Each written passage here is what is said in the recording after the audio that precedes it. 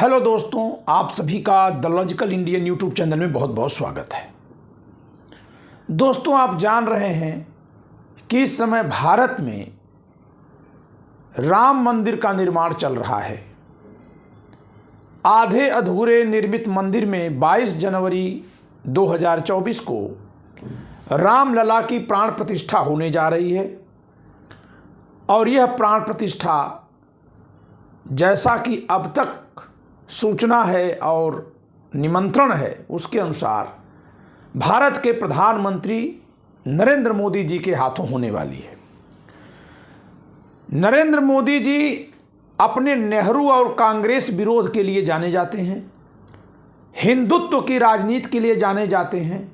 अभी कल ही बिल्किस बानो के गुनहगारों की उस माफ़ी को सुप्रीम कोर्ट ने निरस्त कर दिया, जो नरेंद्र मोदी की पार्टी की गुजरात की सरकार ने माफ़ी दी थी। यानी हत्या और रेप जैसे मामलों के गुनहगारों को माफ़ी देने वाले वे नेता जो हिंदुत्व के भी झंडाबरदार हो गए हैं, उनके द्वारा जब राम मंदिर की स्थापना का कार्य हो रहा है, वहाँ प्राण प्रतिष्ठा का कार्य हो रहा है, चहुं ओर विरोध और बहुत और समर्थन है, तब ऐसे में मैं यह उचित समझता हूं कि बता दूं कि राम मंदिर के निर्माण में जो इंजीनियर्स लगे हैं वो किन विश्वविद्यालयों से हैं और कहां से हैं। और इसीलिए मैंने आज की अपनी इस वीडियो का हेडिंग रखा है, नेहरू जी दे रहे हैं योगदान राम मंदिर बनाने में। 1950 में IITs की स्थापना आरंभ हुई थी। दोस्तों, हम एक अखबार का ये साक्षात्कार आपको पढ़ाना चाहेंगे जो महासचिव श्री राम जन्मभूमि तीर्थ क्षेत्र ट्रस्ट श्री चंपत राय जी ने एक अखबार वाले को दिया है।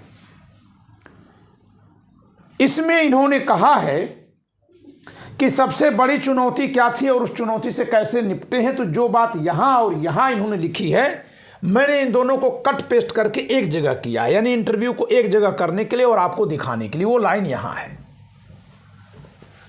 सबसे बड़ी चुनौती थी कि मंदिर की नींव कैसे बने। क्या कह रहे हैं चंपत राय जी? सबसे बड़ी चुनौती थी कि मंदिर की नींव कैसे बने। नींव कैसे बने, ये नींव बनाने का काम कौन करेगा? निश्चित तौर पर इंजीनियर्स करेंगे। वो पुरोहित नहीं कर सकते, वो इंजीनियर्स करेंगे। और इसलिए तो भारत में जो इंजीनियरिंग ब्रेन था, IIT Delhi, IIT Guwahati, IIT सूरत, IIT Mumbai, IIT Chennai, CBRI Roorkee, Larsen Toubro, Tata, Hyderabad की ATRI ने मिलकर मार्ग निकाले। वाह! यानी मंदिर भी बनाना है तो इंजीनियरिंग का अध्ययन जो किए हैं वही बना पाएंगे, जिन्होंने साइंस पढ़ी है। मैं ये बात इसलिए निकाल कर लाया हूं कि हमारे संविधान में मूल कर्तव्य के रूप में लिखा गया है कि नागरिकों को साइंटिफिक टेम्पर डेवलप करना चाहिए।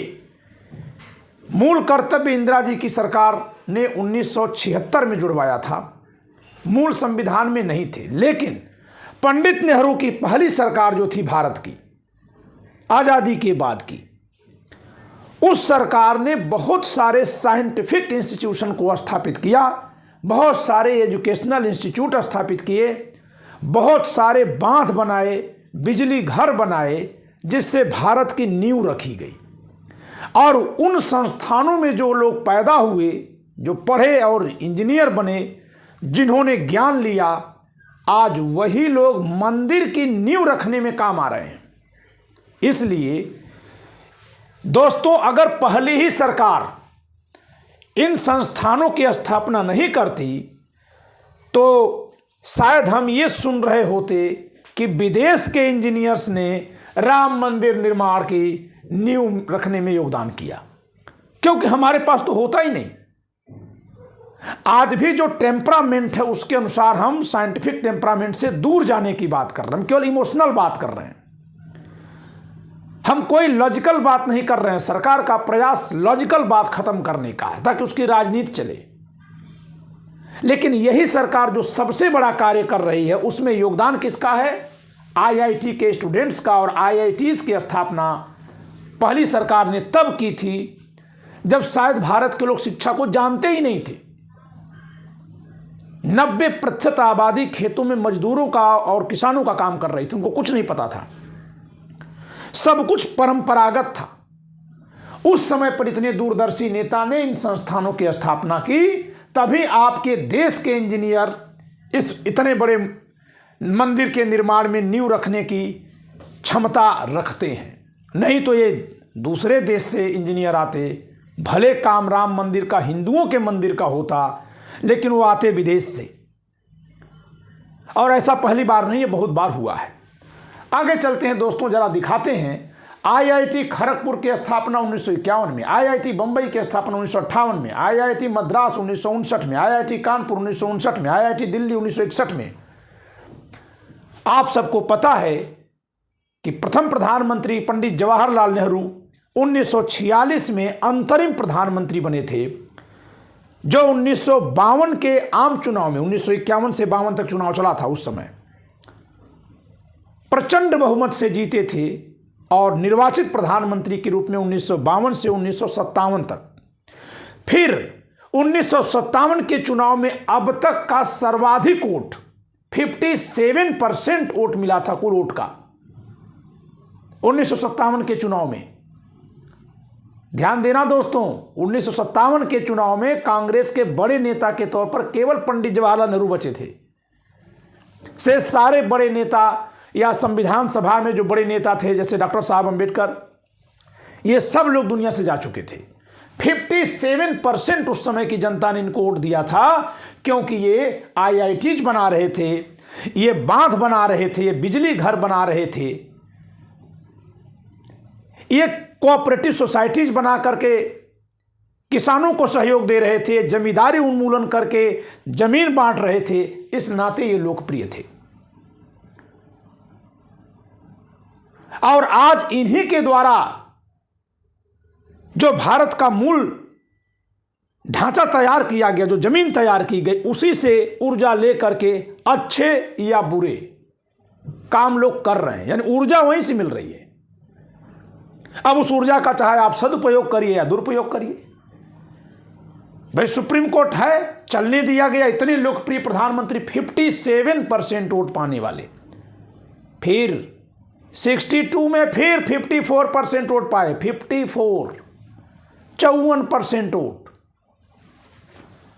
1962 में। 1964 में इनका निधन हो गया, 1964 में। ऐसे प्रधानमंत्री को अपमानित करने का कोई बहाना, कोई कुअवसर पैदा करने में कसर नहीं छोड़ते आज के प्रधानमंत्री नरेंद्र मोदी जी। जबकि होना क्या चाहिए था?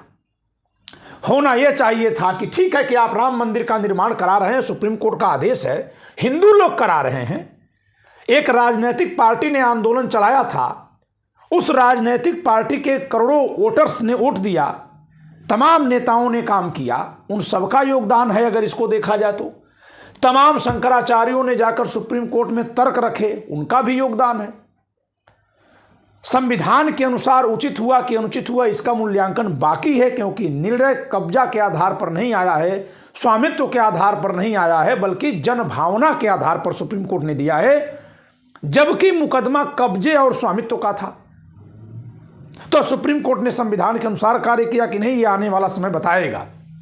लेकिन क्या ये सारे निर्माण कहीं से भी कमतर थे?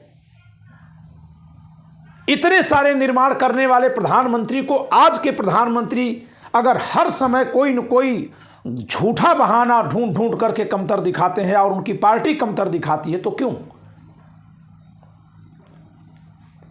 क्या इसका यह मकसद नहीं है कि फिर तर्कवाद, विज्ञानवाद देश से समाप्त हो जाए? ध्यान देना दोस्तों, जब कभी धर्म और राजनीति का घालमेल होता है तो धर्म के बहाने से अधर्म सत्ता में आता है, धर्म नहीं सत्ता में आता।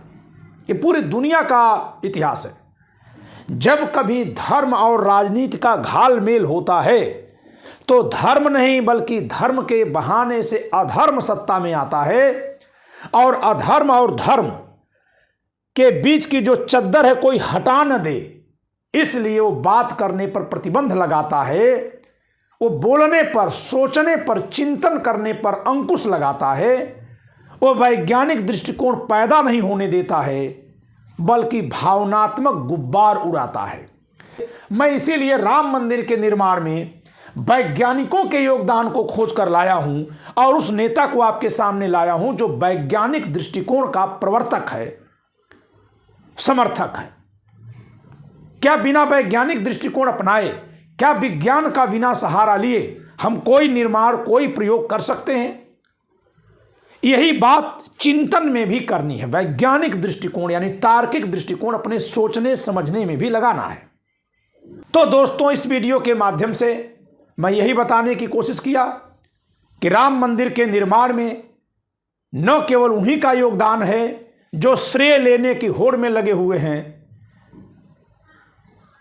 अब बताइए, ये अपने आप में अधर्म है कि नहीं है? एक तरफ कहा जाता है कि जो कुछ भी है राम जी कर रहे हैं, ये धर्म है, ये धर्म की मान्यता है। फिर कोई व्यक्ति राम से ज़्यादा अपनी फोटो लगवा कर कहे हम ही कर रहे हैं, ये क्या है बताइए आप? यही होता है कि धर्म की आड़ में अधर्म आता है, इसी को कहते हैं। स्वयं को राम से बड़ा या राम के बराबर स्थापित करने की कोशिश, और लोग किए हैं, सफल हुए हैं, ऐसा नहीं है। दुनिया में बहुत बार धर्म के नाम पर अधर्म और अधर्म के समर्थकों ने सत्ता की है, बहुत बार ऐसा हुआ। यूरोप तो इसका बहुत बड़ा उदाहरण रहा है। तो आज की इस चर्चा के माध्यम से आप इस अंतर को समझिए और वैज्ञानिक दृष्टिकोण और भावनात्मक उबार दोनों के अंतर को समझिए, महसूस करिए और अपने को उस दिशा में आगे बढ़ाइए जो आपको राष्ट्र के लिए, देश के लिए, समाज के लिए उपयोगी दिखाई दे। मेरी दृष्टिकोण से संविधान सम्मत आचरण वही है जो सब में समता की बात करे, तर्क की बात करे, न्याय की बात करे,